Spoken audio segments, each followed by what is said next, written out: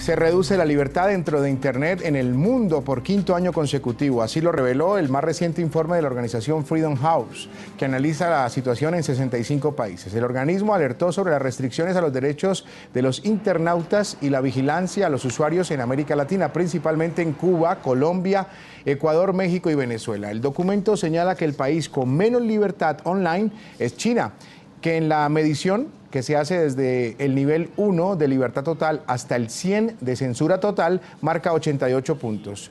A la nación asiática le siguen Siria e Irán con 87. Por otra parte, países como Islandia y Estonia son ejemplo de libertad en la red, con 6 y 7 puntos sobre 100 respectivamente. También cuentan con resultados excelentes Canadá, Alemania, Australia, Estados Unidos, Japón y Reino Unido, rondando todos ellos con una media de 20 puntos. Ya hablamos del tema y quiero saludar a Jacobo Dayan. Él es consultor de la organización Freedom House, quien nos acompaña desde Ciudad de México. Jacobo, una buena tarde. Bienvenido a la tarde de NTN 24. Buenas tardes, Jesús. ¿Cómo están? Bien.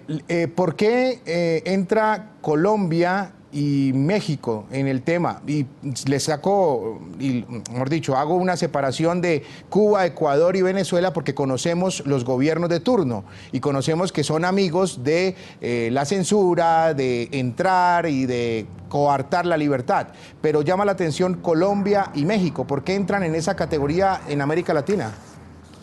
Bueno, es importante hacer un parámetro internacional de los 65 países que Freedom House monitorea en este informe, representan al 88% de la población mundial.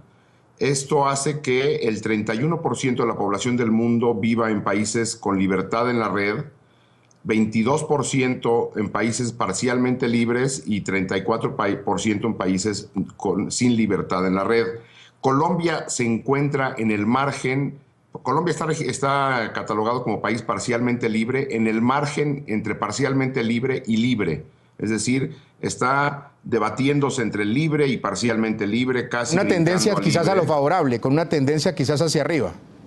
Así es. Okay. Y el caso de México es un caso distinto. México se presenta con problemas serios en cuanto a libertad en la red, sobre todo producto por la violencia que estamos viviendo y la restricción que hay en la red. Es decir, entre Colombia y México hay diferencias importantes.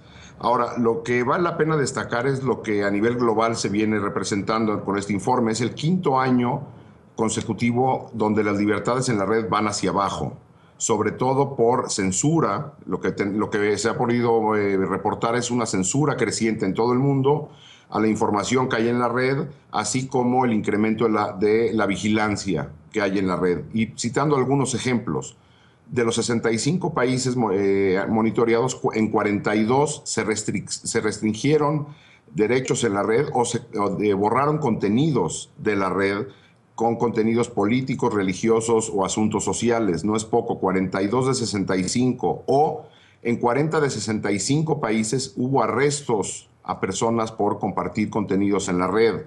Lo que tenemos es un crecimiento de los países por la preocupación de lo que está dando vueltas en la red. En 14 de 65 países hay nuevas leyes que impiden la libertad en la red.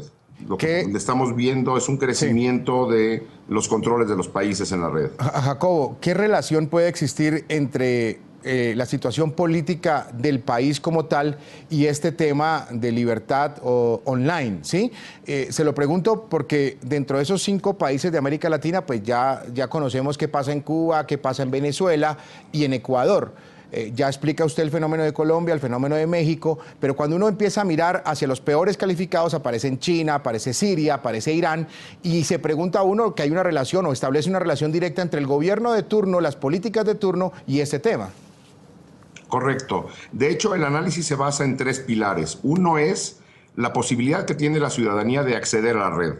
Es decir, países que tienen un ancho de banda amplio, precios razonables, competencia, apertura, salen bien evaluados. Entonces, el primer pilar es acceso a la red. En estos países sabemos lo que ocurre en China o en países donde el Estado tiene controles muy, muy fuertes sobre el acceso a la red.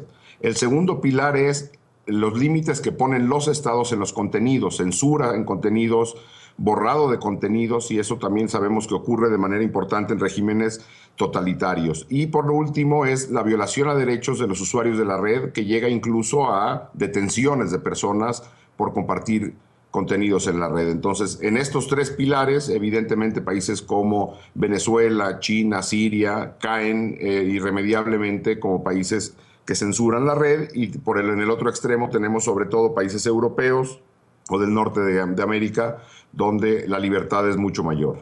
Jacobo Dayan, consultor de la organización Freedom House, muchas gracias por acompañarnos en la tarde de NTN 24. Un saludo para usted en Ciudad de México. Gracias a ustedes, y pueden consultar el informe en línea en freedomhouse.org.